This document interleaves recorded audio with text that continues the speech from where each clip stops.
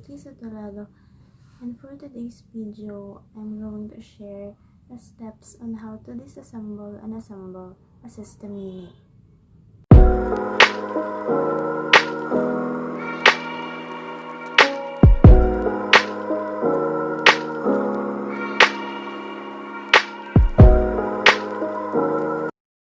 So step 1 is unplugging.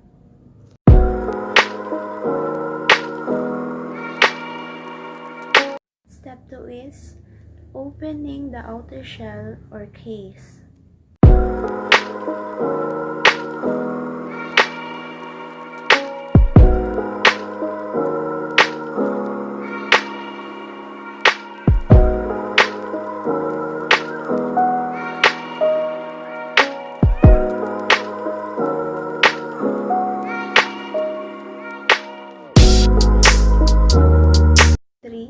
Removing the system fan.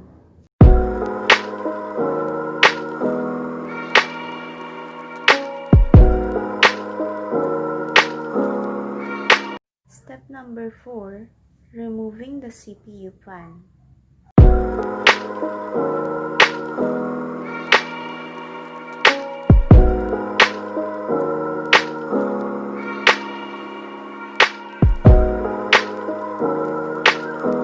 Step number 5, removing the power supply.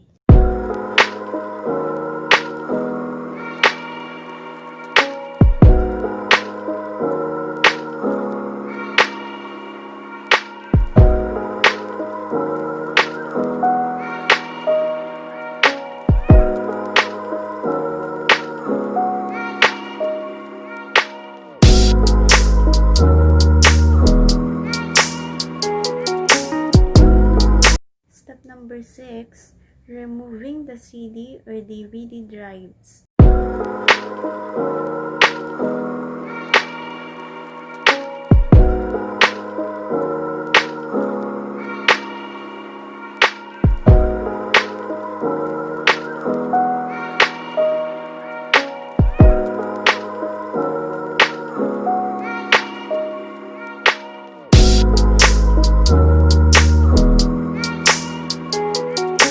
Step number 7, removing the hard disk drive.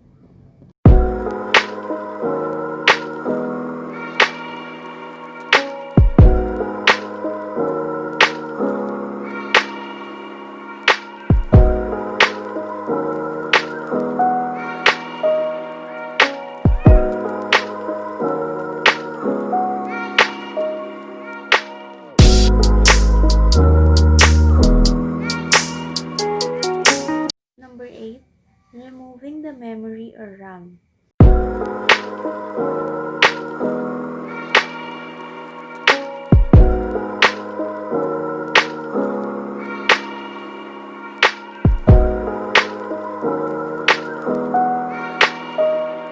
And number 9, removing the motherboard.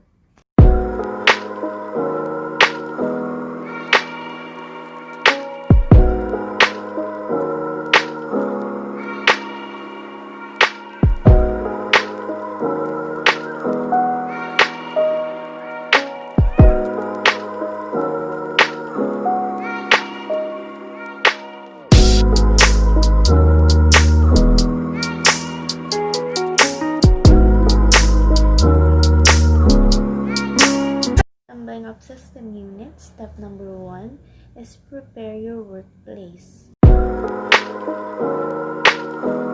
Step number 2, prepare the motherboard. And for step number 3 is to install the CPU.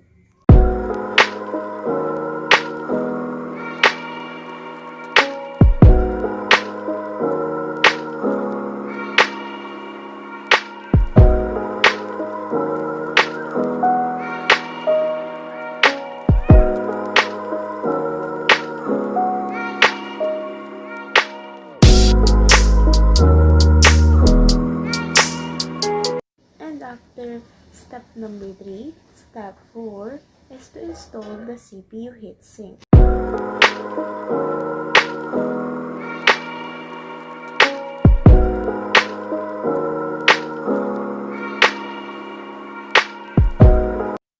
number 5 is to install the memory or RAM modules.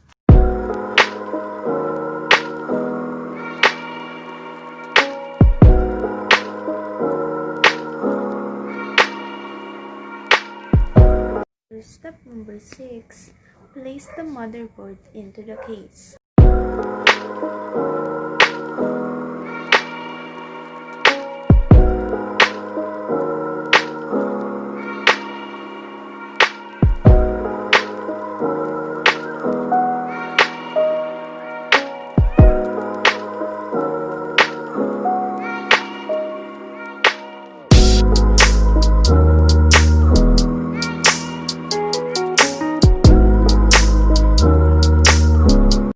For step number 7, connect the power supply.